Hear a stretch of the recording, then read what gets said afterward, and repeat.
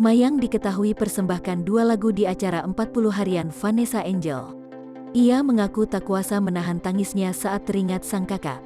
Tak terasa sudah 40 hari Vanessa Angel dan Bibi Ardiansyah meninggal dunia.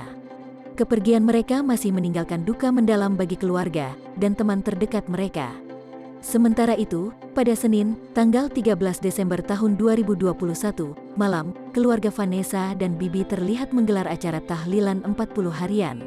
Namun sayangnya, acara 40 harian Vanessa Angel dan Bibi Ardiansyah diadakan terpisah. Faisal, ayah Bibi Ardiansyah, mengadakan acara pengajian di kediamannya secara sederhana. Sedangkan Dodi Sudrajat mengadakan acara tahlilan tersebut di sebuah ballroom yang digelar cukup mewah. Menariknya, dalam acara tersebut, tampak Mayang dan Cika tampil dengan menyanyikan 2 lagu.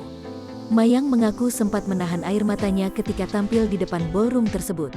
"Perasaanku ya masih sedih gitu, masih sedih, masih suka teringat kakak," katanya, dilansir Tribun Style dari YouTube populer seleb pada Selasa, tanggal 14 Desember tahun 2021. "Tadi aja pas aku nyanyi itu nahan nangis karena aku membayangkan Kak Echa masih ada di sini," imbuhnya. Tak hanya dirinya, Mayang menyebut Cika juga terlihat menangis saat membawakan lagu untuk mendiang Vanessa Angel.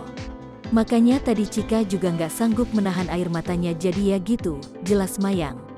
Meski sudah 40 hari berlalu, Mayang rupanya masih sering teringat akan kenangan manisnya bersama sang kakak. "Kenangan yang tak terlupakan itu waktu aku masih suka main gitar bareng, latihan bareng, nyanyi bareng. Itu momen yang paling nggak aku lupakan," ungkap Mayang. "Walaupun aku di situ masih kecil, tapi memori aku itu nggak bakal aku lupain," sambungnya mengakhiri.